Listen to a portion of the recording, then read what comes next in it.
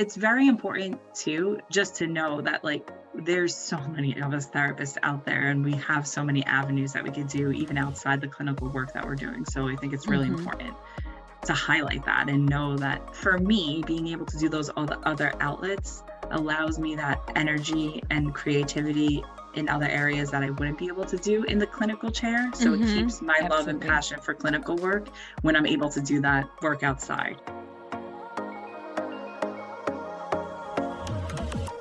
Welcome to the Colleague Down the Hall podcast. This episode is sponsored by the Collab Oasis Clinical Consultation Groups. Hi, I'm Janine Wolf, and I'm your colleague down the hall. I have a passion for helping fellow therapists get the clinical and collegial support we all need to do this work. And wow, it just keeps getting harder every day.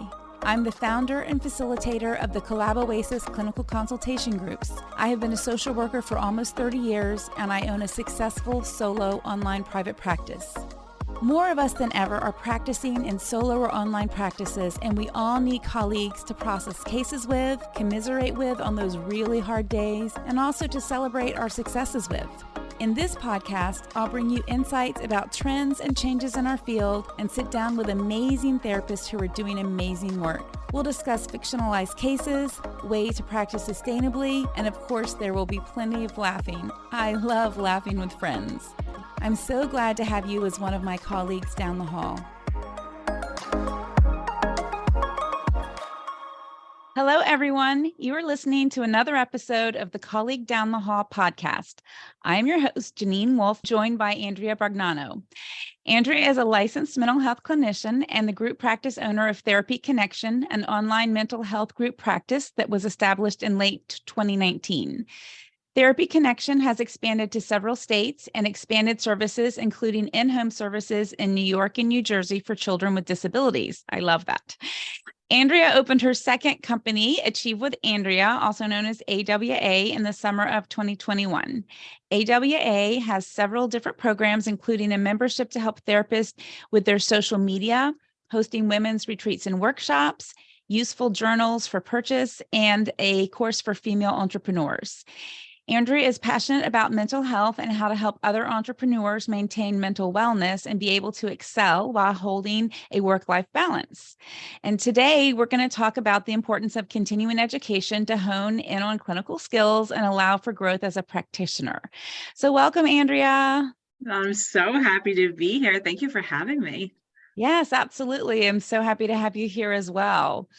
So continuing ed credits, so many things to say about that, right? So many. I feel like some people get like a reaction as soon as they hear the word continuing ed. It's like, wait a second, has my licensure like passed the time of how many I need for my license to uphold and like keep my licensure? Because I think that that's what weighs heavily over people's heads most often. Yeah, absolutely. Yeah. And I think that sort of, well, I think most of us don't really think about that stuff until it's time to count the credits and hope that we have what we need. And I also came from, when I first went into private practice, I was with a group practice, and the thinking there was like, go to the free trainings, find the really cheap ones. Yeah. And of course they weren't like what I would choose. They weren't necessarily going to help me grow at all, but that was the frame of mind that I had before I went into solo practice. It was like tick off all the boxes, make sure that you have all the things that you need covered for your CEs. Here's some free stuff. You don't even know who the instructor is or what their actual background is. It's not interesting. Just get through it, right? Like I know. I remember doing those types of CEs too. Yeah. Yeah, exactly. And they literally do nothing for you other than allow you to check the box and say, yes, I've done my required ones. And then I suspect that you have come to this as well. Obviously, you created a program, and I discovered that, wow, if I like budgeted for this and planned ahead, then I could actually learn about new treatment modalities, new theoretical orientations. I could grow in lots of really cool ways as a clinician, and also decrease some of my imposter syndrome. Because I was like, okay, so I have specific training in these areas where I either want to grow or where I feel insecure. I think that's a big thing too, right? When you notice that you're starting to get some of the same clients or some of the same clients that are having similar, needs that need to be met, and maybe that you're potentially turning those clients away because you're not feeling, oh, I don't have the skill set enough, but now I'm starting to have like spark an interest of like, well, maybe I would want to support those clients. That's a time when you're like, let me find a course on this. And if it's a continuing education course, then even more so, I'm going to go ahead and get it. So tapping into the things that you want, right? Not just ticking off the boxes. And like you said, expanding your knowledge to decrease the imposter syndrome, Right. Yeah, exactly. Therapists in general tend to be naturally curious. And so recognizing that this is another way that we can meet some of those needs that we have personally, in addition to professionally.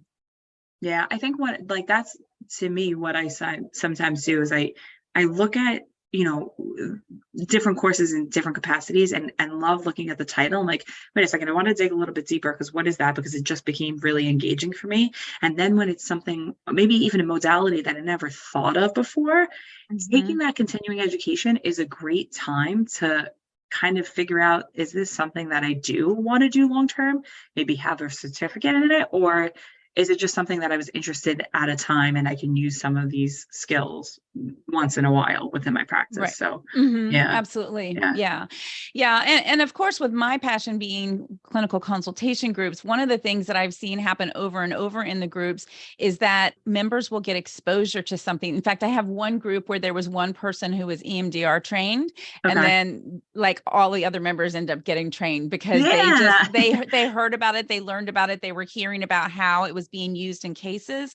And so it's a really cool way to, explore what's out there. And just because I'll see people in the Facebook group saying like, hey, I need to do some training. Like, what's something that everyone recommends? And I'm like, that's just so broad and difficult to answer. But you also, and you don't know what you don't know. So I think it's starting to like look at the potential of what some of the courses are that are out there so that you are expanding your knowledge. And I think it's great that those consultation groups, it sounds like then the right people are meeting with one another and they're having this amazing little cohort to kind of feed off of one another's energies and, expand and grow from that then, right? Like, because EMDR, having that certification really increases another level of what you could do within your own practice, So I think that's amazing that they're kind of feeding off one another's energy with that. Yes, absolutely. Yeah.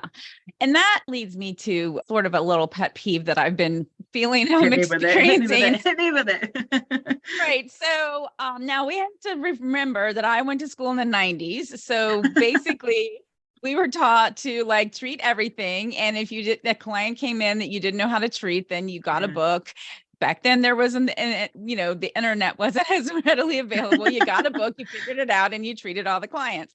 And that's not necessarily, or isn't really, the best way to provide services to clients. So I really appreciate that over the years, we have so many more trainings that are available to us to be able to, learn and grow and really like hone in on the niche that's going to work best for us. But what I've also seen happening is these certification programs that are considered the gold standard that come out. And so there are some people that say that if you are not level 4 EMDR trained through EMDRIA, or however you pronounce that word, then you shouldn't be working with clients. And I feel like it's just such a pet peeve of mine, because I just feel like we can learn and be trained and not spend like thousands and thousands of dollars for some of these training programs. And I know a therapist who's DBT trained, but because she hasn't done all of the certifications, then she can't, like, other therapists that do DBT don't even really want to consult with her because they view her as lesser than. And I just find this whole money making scheme frustrating, because I think I think it does eliminate therapists who want to grow and learn not being able to afford it if they feel like they have to go all the way. I think that's a really good point. So I think, well, as you know, but maybe the listeners don't, I started a whole continuing education department because I wanted this really like this mix of things for people that A, couldn't afford the certification, or B, someone like myself, like I'm not Andrea certified. I don't necessarily plan to be, one being financials, but two, that isn't just necessarily what my niche area is. Of course, these certifications, there's a reason for them, right? Like those people are well trained, but there's also a piece of, I want to know, because especially if I have a client that maybe is also working then with another EMDR specific trained therapist and they're going, I want to know that we can work a little bit more cohesively together. So I know some pieces of what's my client doing when they're meeting with that other clinician, that they're doing deep EMDR work, versus with me when we're doing some other therapy and modalities, and maybe DBT or like when we're doing something outside of that. So I think it's really important that even if you don't plan to potentially get the certification one day, tapping into and looking at a DBT training, a somatic therapy training, all of these different things. So if you have clients that are working with you and also someone else, you want to make sure that you're blending and not your work is not crashing with one another. You need those skill sets, Yes. Yeah. Absolutely. Yeah. I think without a doubt, and especially some of these really specific modalities where you do really need to know what you're doing. There's a lot of, I'm not EMDR trained, but I have talked to a lot of therapists who are, and there's a lot of prep work before you really start getting into it. And if you don't understand that, it's probably, I would imagine, it's not only not going to be as effective, but potentially even harmful to the client. Right. So making sure that we're not harming people. Yeah, absolutely. And I think, like you said, that's what the continuing ed is for, right? Exploring that, just so that you have the knowledge, especially as, I feel like EMDR, more and more people, I find more and more people are interested in going to see an EMDR therapist. Part of me feels like that it's because we've now gotten to the point, I'm not saying that we're where we should be, but I feel like we've gotten to the point in the world where we're starting to accept that, I don't know, people have mental health issues that they have to work through. I don't know, but we're finally getting a clue into that, So with that, people are like, oh, I have some mental health stuff going on. And now these are deep trauma wounds that I have that I don't even know that I have. So I do want to work with someone with EMDR so I can kind of explore that a little bit more. So that's why I think that more and more people are looking at specific therapists for that. And, I have a very dear friend, Tina, who she works with clients doing EMDR, but only if they also have a clinician who's working outside of like EMDR stuff, so that those two can be blended. So I think it's really specific and important that other therapist has some background of it, so that they can work together and not against the client. Because then the client then feels like a ping pong ball of like, wait, this therapist said this one said this. What am I supposed to do? But I think it's I think it's important for sure. Yeah, absolutely. So what are the types of trainings you offer in your program? So we just most recently, we've done 2 so far. So the first one that we did was perinatal mental health therapy. So working with women who, if you're working with people who are pregnant or have given birth and making sure that you're supporting them, the therapist who had done that training specifically said, I am not fully certified. I have education behind it and I'm going for my certification, but here's some basic level knowledge. And people showed up. Why? Because they're like, oh, I'm potentially thinking about seeing women who are postpartum or who are, starting the birthing process. So it's, again, tapping into what you're seeing as a pattern in some of the clients that you're seeing or those that you want to see. So we offered that. Gabrielle Giuliano Villani, she just recently did her polyvagal theory training, and we're doing a substance use one. We're going to be doing one. Ashley Hubbard will be doing one on highly sensitive people, and Tina will be doing one on perfectionism. We have a few dripped out for the course of the year.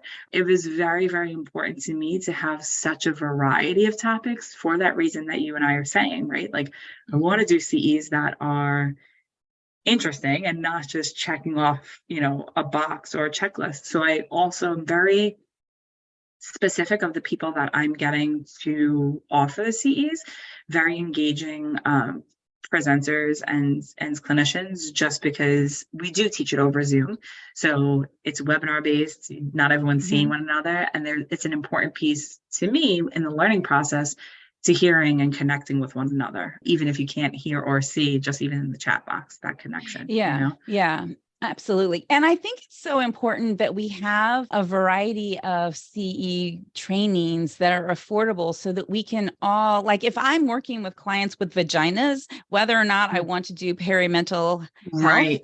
I'm going to need to be able to assess, do I need to refer this person out? Are they, Right. considering pregnancy, had a pregnancy, have a newborn? So just like I had Sarah on for, we talked about the sex Yes. therapist Yeah. and that the importance of having that basic knowledge of where do I need to identify, okay, I've hit the scope of my training, my practice. And so now I need to know how to refer this person out or consult with someone to guide me when I'm working with that client. And if all the trainings are so inaccessible and unaffordable, then we're not even getting that basic training. And so I so appreciate what you're offering.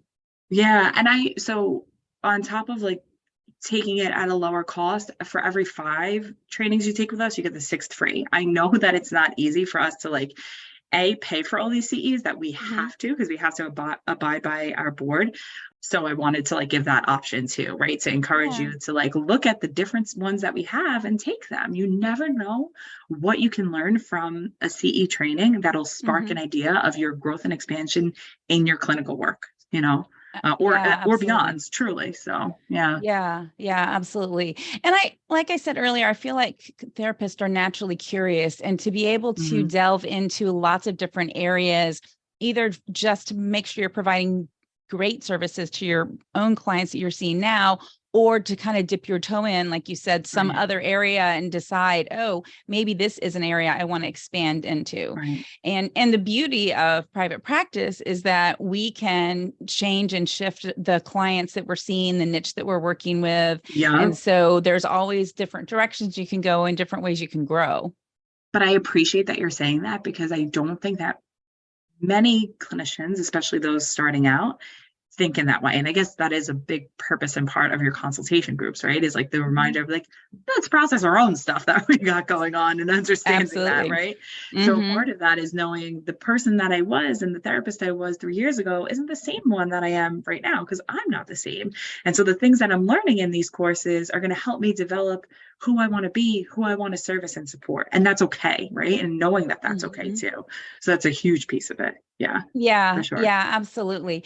And I do find that when I was putting together my program, I got some pushback from seasoned therapists because my groups are mixed. They're typically not specific to a specific treatment modality or theoretical orientation, and they're a mixture of newer and more seasoned therapists. They're all licensed, so nobody's green. Like they've all done, their licensure hours and all that kind of stuff.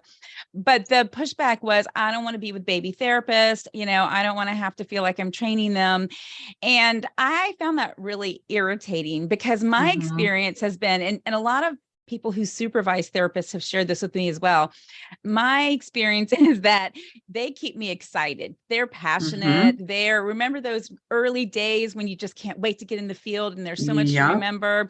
And they are, like I've had a newer clinician say to a really seasoned person, like, it sounds like maybe you didn't spend enough time building rapport. Like maybe you go, and if they're spot on, holding them to it. I was going to say they're holding them to the standard. Yeah, absolutely. Yeah, because when you've been doing this for a long time, sometimes we jump ahead of our client because we see the path, we see where they can go. We're ready for them to be there, and we just need to slow it down a little bit. And so, even for seasoned therapists, these types of CEs where you're again brushing up on some things that I don't work with substance abuse. So trainings that deal with that periodically are good for me to make sure I'm doing good assessments, that I'm asking appropriate questions, because all of even those if, things. like you said, even if you don't do that specific niche, you're bound to potentially come upon a client who has gone through a hard time and potentially is turning to substances, right? So like just the knowledge, I find it so super important too.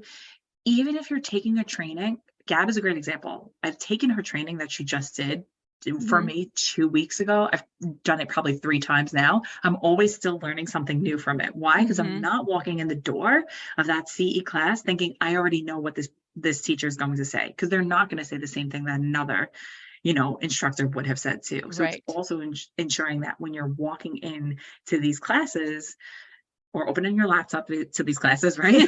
Right. Making sure that you're not with the mindset of like, oh, I just need to get like the CE like done and over with. No, Mhm. explore and expand yourself, right? And be Right. open to, even if you think that you know, you might not. You're always going to learn something new. We're getting information constantly from the world, you know, Yeah, so allow yourself to learn that. I love that you have a mixed group, because then they're teaching one another, you know, without even absolutely. always realizing it. Yeah. Absolutely. Yeah. Yeah. And, so much in our field is changing our understanding of so Hmm. many different things, but especially trauma and understanding that, polyvagal theories and Yeah. the underpinnings is so important for all of us to be doing. So I think that we needing more accessibility, because again, I think it comes back to sometimes people are like, well, I don't work with trauma. I don't know how they think this works, but I don't work with trauma clients. So I'm like, well, you do. You do actually. If you're more than 3 years old, you were here during the height of a pandemic, and in Exactly. some capacity, we all got hit. You know. Yeah, yes, yes. And we also know that clients often, maybe sometimes, often, somewhere in between there, don't tell us exactly what they really need services Oh for when yeah. we're doing that initial assessment and screening and all I that kind of A stuff. 1000%. I said that the entire time during COVID. I'm like, everyone walked through the door with anxiety. No one needed services for anxiety. They all needed it for some deeper rooted trauma, Right, because they have it, right? And nobody is right, calling it that. But right. especially if you're a person that hasn't gone through schooling to understand the connection of Hmm. that within your own body and your mind, you're not calling it Hmm. trauma, because society has told you not to, right? Trauma has Yes, to be this big explosive thing. Trauma is yes. different for every person. So it's the understanding of that. Like, you're allowed to label it what it is for yourself. So I find that, Mhm. yeah, very interesting. And like you said, it is often that clients are not coming in with what they think that they're coming in with. Yeah, for Yeah, sure. yeah. For That's so sure. interesting. Okay. So do you have, so I'm sort of, as we're talking, thinking that there's some things that we probably should periodically be brushing up on, like, substance use, Hmm. like, some trauma training, sex therapist work, some of these areas where, if we were working with specific populations, they might have that in common. So that's not specifically who we're seeing. But again, Right. if you're working with adults, there's probably something about sex happening in their lives I was that just, you need yes. to be, yeah, so you need to be able to assess for that and screen for that. And so if that's not your primary area, then having those periodic trainings so you can just brush up on, for Sarah, it was like, what are things that we should be asking in intake? Like I've never in the past to ask about that at intake. And I also was never trained about how much I would be talking about sex Talking in about this sex. field. Yes.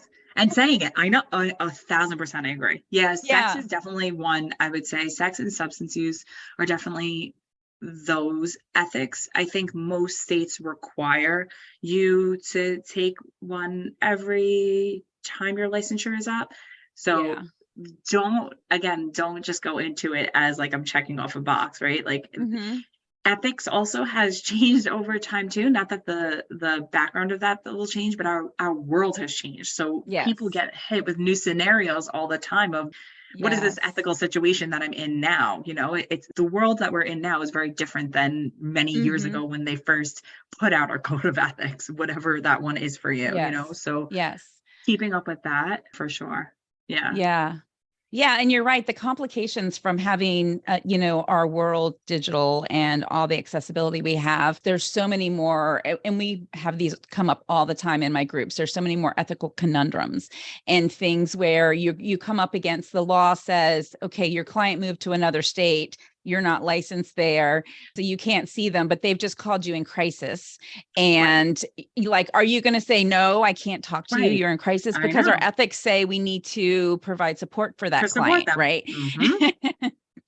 Or Yeah. even a client moving into a new area and they haven't found someone yet. So are you able to continue seeing them, for a short period of time as they transition to that new place and as they find a therapist in their area. And those things, again, it's the ethics are bumping up against the laws. And especially as their world changes. And now the yes, laws are trying to keep up with it. And not, unfortunately, we all know it. We're going to just say it and call it the elephant in the room. The systems don't talk to one another. They don't talk to one another ever. So it's, the piece of that. I think one of the other things I try, and we haven't created it yet, but is also like the understanding of advocacy as a therapist. So like I'm a licensed mental health clinician. My work and schooling was not based so much on the doing as it was like the clinical piece. Whereas in social work, there's a lot more education I find about like the advocacy and what that looks like on a macro level. Yes. Because of my career path, I've had a lot of experience in macro level and advocacy work and things like that. But I think even taking some continuing ed on what that could potentially look like, right? How do I advocate for my client, and also in the same breath that helps me to understand what I'm doing as a clinician to advocate within the field, right? And taking on that. And I would say another one too, just because this is at like the heart and center of a lot of the work that I do. I have a very dear friend, Alexa Donnelly. She does a training on disability ally work, and that's being a disability ally and knowing how to service and support people with disabilities in the chair of therapy, because most therapists won't support a person with a disability because they don't necessarily know how to. So I think those are also some good ones to have, just to take.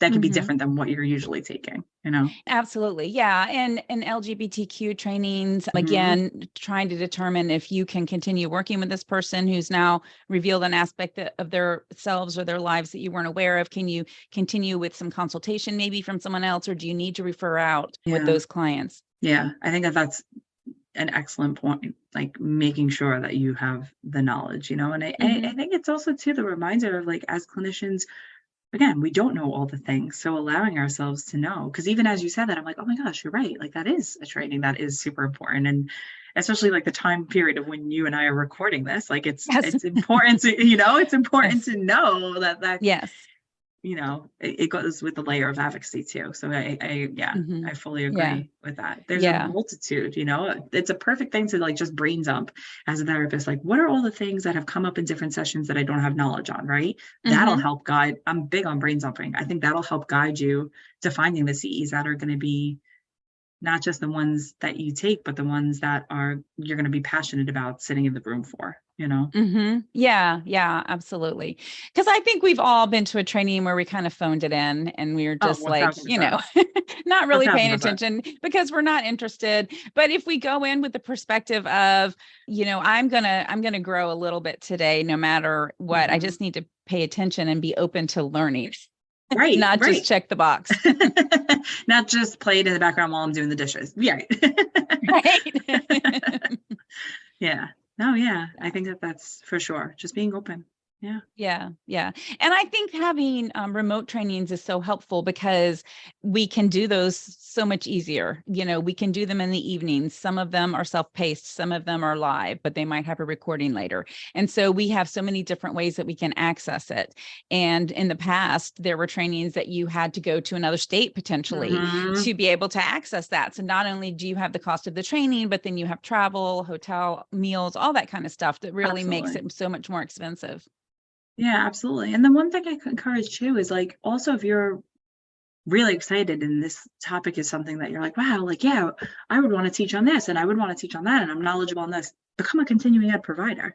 Fill out the application, like become one, we need more. That's in our field. We need more interesting, of course I have my department and I'm always looking for new instructors, but if it's something that you yourself want to do, become an instructor, become a provider. That's what the application is there for. And, work through that, because I think we need more people that are going to do good, interesting work, Yeah, absolutely. So that's referencing people who would want to be a trainer for you, for your program.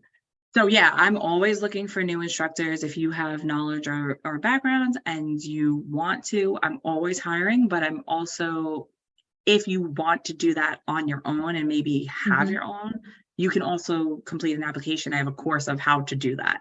Okay. How to become an instructor or how to become an approved provider. I did that course with Gabrielle. So okay.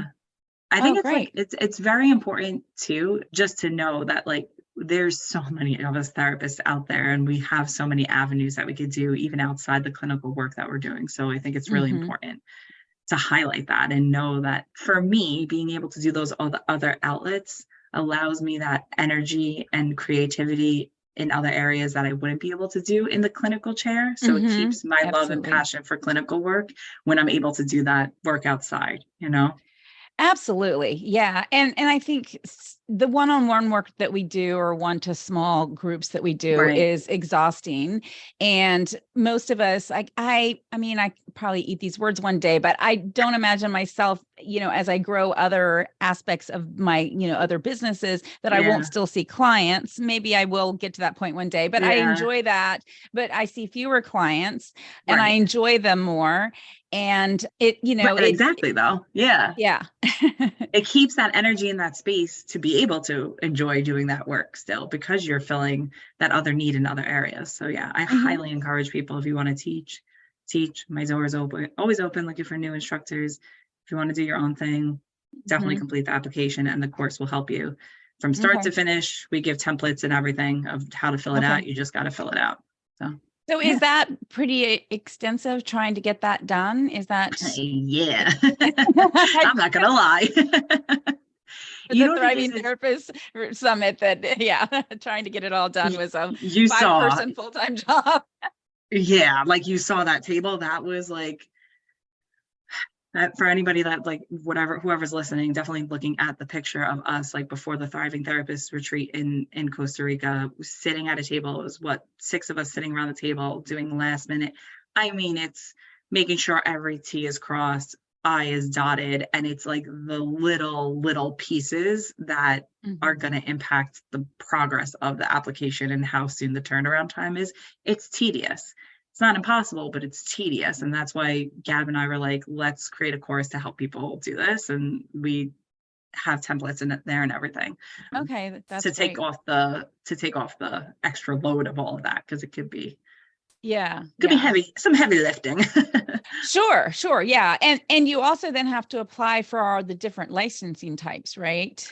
So our course covers how to apply for MBCC application, which is for licensed mental health clinicians, licensed professional counselors, and LMFTs. And then there's also the ACE application for social workers Hmm. that covers that entity too. But it's two very separate applications. I will say the ACE application for social works is very dense. It's like a Okay. lot Uh, to it. But it's pretty similar information for both. So just Okay. completing it. Yeah. Yeah. And then what about psychologists? Can they do the MBCC or do they have something different? APA. Theirs is through Okay. Yeah. APA. Yeah. Okay. Because why would all the systems talk to each other? Right. That's just so silly. That's just so silly. Yeah. No, we can't. It's not like we're all not all us all friends here. Why would we be able to work I together? No. know. I know. It's Yeah. hard. It's hard.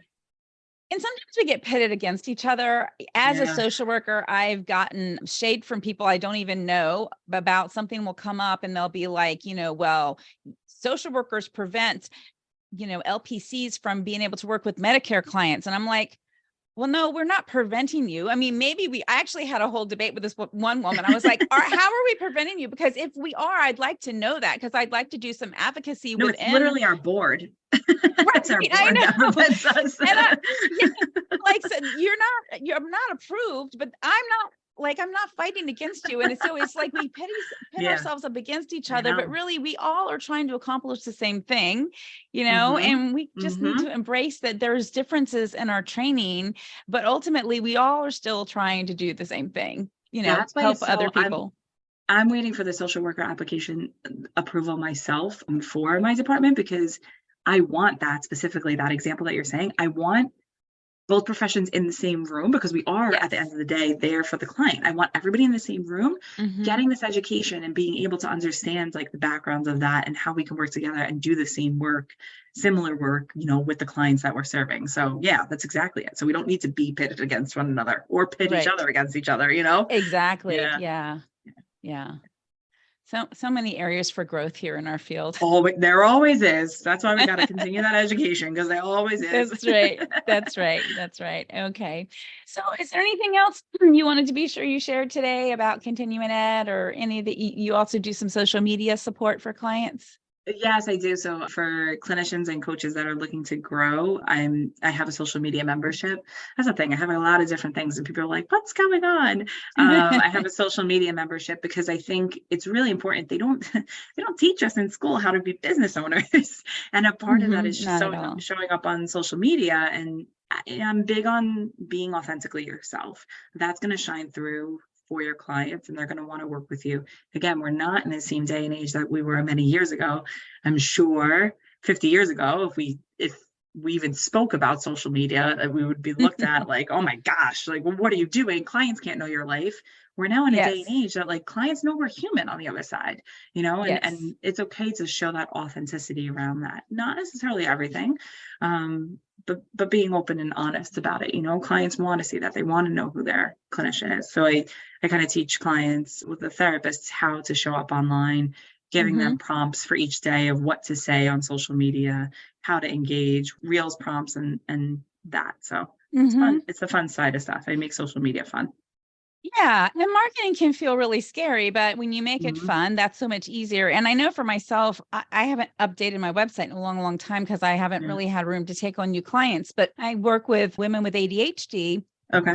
And I did bring on a new client a number of months ago. And at the end of the first session, I said, well, so how are you feeling? Do you think I feel like we're going to be a good fit? Do you feel like this is a good fit? She said, oh, the minute I read your website, I knew that you were the right person for me. And I'm like, yes, that's a win. That's what you want. Like if you're doing it effectively, and they don't want to hear about like we want to know that we're trained, but they don't want to hear about our trainings and certifications. They want us to use language to let them know we get them. We understand where they are, and we understand how we're going to get them to a better place.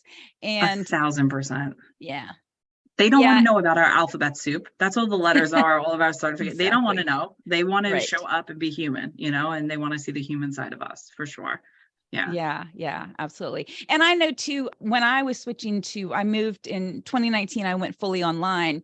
And at that time, because it was pre-pandemic, I was like, I think I'm going to have to be marketing in a different way. So I took a marketing class. And the thing that really stood out to me, it was taught by a former therapist. And she just kept saying like, you don't need someone to write your copy. You talk to your clients all the time. Like, you know exactly what their problem is. You know exactly what they need to hear, where they're trying to go. You just have to put it out there, put it down on paper, and then start getting your message out there. And that was so freeing for me to think about that. Because before I was like, oh, marketing is scary and I don't know what I'm doing. But then I was like, I started taking notes in sessions. I would jot down keywords that I was hearing over and over, or pain points, or, things that were really working well, that intuitively I knew, but I needed to be concrete about it. Right. Of course. Yeah. No, it's true. It's so true. And that's why I tell people with social media, like, social media isn't meant to be scary. It's meant to be social. So allow yourself to show up socially, get it yourself out there, play around with it. It doesn't need to be scary. You're human before anything else. So, right. Yeah, absolutely. Yeah. Okay. Well, so before I start wrapping this up, my little favorite question at the end of every session is I'd like to know if you have a catchphrase or analogy or metaphor that you like to use with your clients. So and I was thinking about this, one that I use and I used most recently, it's a little bit corny because I go on the corny side of things. But I work primarily with women who are burnt out and stressed out and taking on too much. Hello. But I talk about it because I know that I'm in so many different avenues and doing so many different things, but I often let something go when I take something else on. So I always talk to people about, if you celebrate Thanksgiving and you go and you grab your plate at Thanksgiving and you pile on the mashed potatoes, and then you pile on the green beans and the turkey and all this, and think of that plate that you have as your life. Okay. How much else can you add to that? If you think you can add more, that's fine, but let's go ahead and dig in and start eating it. And as we eat it all, what's going to happen? You're not feeling good. You're taking a nap quicker than you thought that you were. So you might think that you could put all of that on your plate and take it all down, but you're going to make yourself sick. So what can you take off of your plate before you put back or go back for seconds, right? Allow yourself to look at your life in that way. What are you adding onto your plate that you're going to now digest? Is it really digestible, or did you just think that it is? Right. Yeah. Oh, I love that. I love that. I'm such a fan. And so you also said you're putting together a training on using analogy in therapy. I'm working on, Yeah, not so many people know yet. I'm working on a book right now for analogies. Oh, sorry. Yeah. Did No, I? it's okay. It's fine. Hey, no, I'm all for it. Yeah. No, I think that's great. I think that something like that can be really helpful. I remember years ago, I read a book about the use of humor in therapy, and I tend to use a lot of humor anyway. And it was affirming for me to recognize that, okay, this is a valuable thing. It has to be used with discretion, obviously, of course, but it's, and so I think embracing analogies and really understanding the therapeutic value can be really helpful. So I'm super excited that you're doing that. I think it's really important because, our clients, especially, like I said, everyone in 2023 is finally getting around to the fact that we all have mental health that we need to take care of. So mental health is not something we could see, right? Unless, someone is showing signs or symptoms. It's all happening up inside our brain. So when we use an analogy or a metaphor, it's more physical, that we could see it outside in the world and really understand. So when we relate that to clients, they have a better understanding of what's going on inside their mind and how that relates. So I think it's really important to do as a piece of the work that you do with clients, for sure. Yes, absolutely. Yeah. And consumers are getting so savvy about mental health, which I love. So they know that they are looking for a therapist that has a specific type of treatment modality, or they have a specific, something about them. And I love that I see therapists in therapist Facebook groups that have purple hair, tattoos or whatever, and, lots of piercings. Yes. And not only are they human first, but there are people that are going to specifically pick that therapist because they're going to say, like, I don't want the one buttoned up in a cardigan. I want someone who looks more like me, that's going to relate to me. And so, I love that so much about the way our field is moving. 1,000%. Yeah. Because then a person feels more comfortable in the chair, to talk and open up. And that's what it's about. It's that being comfortable to be vulnerable with the person that you're sitting across from, Absolutely. Absolutely. Yeah. Well, I really enjoyed talking with you and learning from you today, Andrea. Thank you so much for taking the time to join me today. Can you let the listeners know where they can find out more about what you have to offer and how to connect with you? Absolutely. Thank you so much for having me. Yes. My website is achievewithandrea.com, or you can find me almost every day on Instagram at Andrea Brognano. So those are the two main places to head over to. Seriously, thank you so much. I really, really appreciated it and enjoyed our time. Yes, absolutely. And I will put that information in the show notes so people can reach out to you and connect with you. Okay. And for everyone listening, there are new episodes of the Colleague Down the Hall podcast released every Thursday on all major platforms. Please remember, our work is hard. It doesn't have to be lonely. Thank you so much for listening to the Colleague Down the Hall podcast. For show notes, links, and downloads, head over to colleaguedownthehall.com, where you'll be able to learn more about getting the clinical support you need and resources to help you work in a supported, sustainable way. If you've enjoyed this episode, please share with your therapy friends and colleagues. Subscribe to the podcast, and if you love this episode, please leave a review.